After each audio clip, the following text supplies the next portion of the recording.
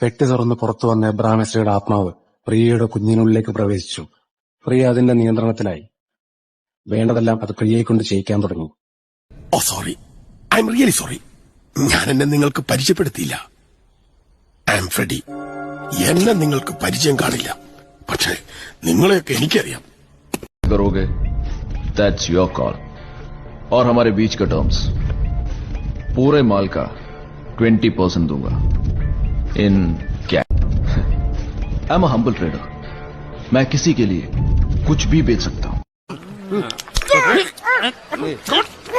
अरे मेरा नहीं है ये, मेरा नहीं है. नामत मालिक, मुर्गी ने दिया. क्या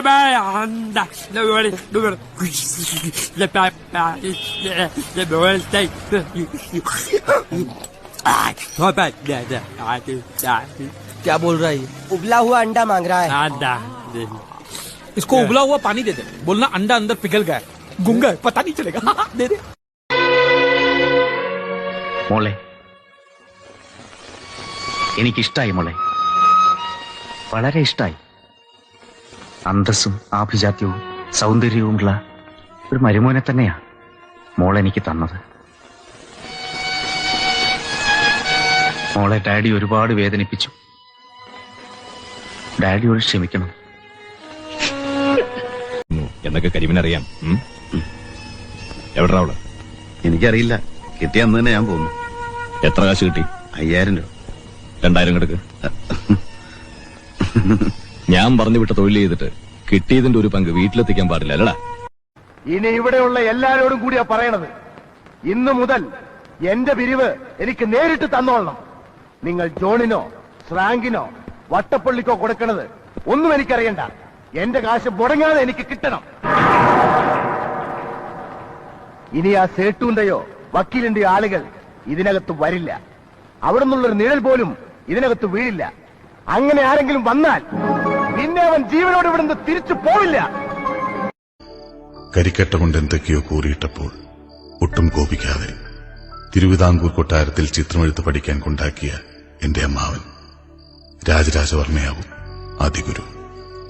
അവിടെ എണ്ണച്ചായത്തിന്റെ സർഗവാതിൽ തുറന്നു തന്നത് തിയഡോർ ജാക്സൺ എന്ന ചിത്രകാരനാണ്. ഗുരുമുഖത്ത് നിന്നല്ലാതെ അകലെ നിന്ന് ചിത്രമെഴുത്ത് കണ്ടുപിടിച്ചെനിക്ക് ഗുരുക്കന്മാരേറെ.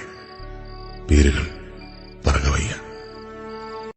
നമ്മൾ മന്ത്രിസഭ പിരിച്ചുവിടുന്നു. ഗവർണറെ കാണുന്നു. തെരഞ്ഞെടുപ്പ് പ്രീപോൺ ചെയ്യാൻ റിക്വസ്റ്റ് ചെയ്യുന്നു. പക്ഷേ ഇനി ഒരു വർഷം കൂടി ബോബി. അപ്പൊ പിന്നെ ഇങ്ങനെ പെട്ടെന്ന് നോ. ഈ സിമ്പത്തി വേവ് ക്യാഷ് ചെയ്യണം വർമ്മ സാറേ. അടുത്ത 5 വർഷം തിരിച്ചു പിടിക്കാൻ ഇതേ ഒരു വഴിയുള്ളൂ. എന്നാലേ ഫണ്ടിങ് ഉള്ളൂ. ആരാണ് ഈ പുതിയ ഫണ്ടർ? അപ്പം തന്നെ സാറേ, കുഴി ഞാൻ എണ്ണാം. നീ ഈ ലോകത്തിലെ ഏറ്റവും നല്ല കാമുകനായി അറിയപ്പെടും. ചരിത്രം നിന്റെ പേര് വാഴ്ത്തും. 7 കടലും പിന്നെ കാടും മലയും പുഴയും കടന്ന് കാമുകയെ തേടി വന്ന കാമുകനായി തലമുറകൾ നിന്നെ നെഞ്ചിലേറ്റും. ലാൽ സലാം സഖാവെ. വിവാ റെവല്യൂഷൻ. ഞാൻ കൊച്ചായിരുന്നപ്പോ എല്ലാ സൺഡേസിലും പള്ളിയിൽ പോവായിരുന്നു. പപ്പായും അമ്മായും ഞങ്ങൾ 4 പിള്ളേരും കൂടെ. നല്ല രസമാ അത്. പപ്പായും മക്കളും കർത്താവായിട്ട് നല്ല കമ്പനിയാ. പക്ഷെ മമ്മാക്ക് മാത്രം പേടിയാ. നല്ലൊരു ക്രിസ്ത്യാനായി വളരണം എന്നല്ല, നല്ലൊരു മനുഷ്യനായി വളരണം എന്നാ എന്റെ പപ്പ എന്നോട് പറഞ്ഞിട്ടുള്ളത്. നമ്മള് മനസ്സ് വൃത്തിയായി സൂക്ഷിച്ചാ ദൈവം നമ്മുടെ ഹൃദയത്തിൽ കയറി അങ്ങിരിക്കും. പിന്നെ അമ്പലവും പള്ളിയും കൂട്ടപ്രാർത്ഥനയുടെ ഒന്നും ആവശ്യമില്ല. നമ്മൾ ചുമ്മാ കാര്യങ്ങൾ അങ്ങോട്ട് പറഞ്ഞേച്ചാ മതി. പുള്ളി അത് ഓക്കെ ആക്കി ഇങ്ങി തരും. അറിയാത്ത എന്റെ ലൈഫിലെ ഒരു അധ്യായം എന്റെ ആത്മകഥയിൽ എഴുതി ചേർക്കാൻ വേണ്ടിയാണ്. അതിനു മുമ്പ് നമുക്ക് ഇന്നത്തെ ഈ ചടങ്ങിലേക്ക് വരാം. ഇന്ന് എന്റെ മകളുടെ വിവാഹ നിശ്ചയമാണ്. My only daughter Shreya.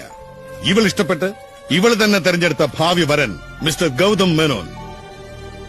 Give him a big clap.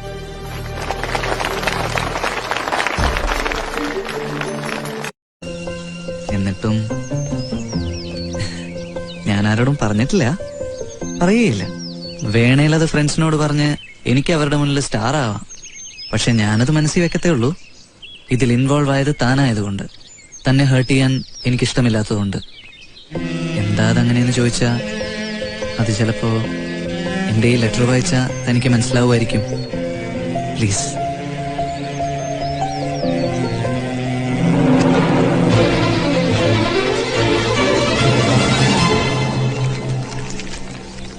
ആകാശത്തിൽ ഒരേ ഒരു നക്ഷത്രം മാത്രമുണ്ടാകുന്ന രാത്രികളിൽ എന്താഗ്രഹിച്ചാലും അത് ലഭിക്കുമെന്ന് വായിച്ചത് ഓർക്കുന്നു. ഇന്നലെ ജനൽപ്പാളികൾ കാരണം നിങ്ങളുടെ ഹരിയുന്നില്ല.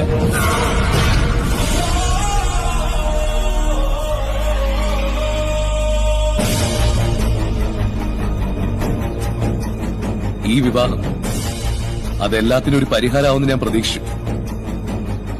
പക്ഷെ നിങ്ങൾക്ക് കാണേണ്ടത് ഹരീന്ദർ സിംഗിന്റെ മരണമാണ്. എനിക്കൊരു സാരി വേണം. അവിടെ ചോദിച്ചാൽ മതി. അവരൊന്നും ശരിയാവില്ല, താൻ തന്നെ എടുത്താൽ മതി.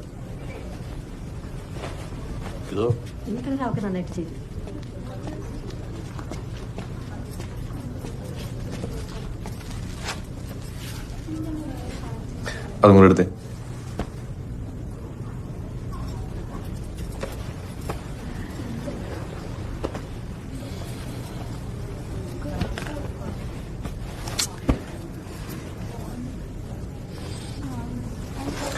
ഇതൊന്ന് വെച്ച് കാണിച്ച്.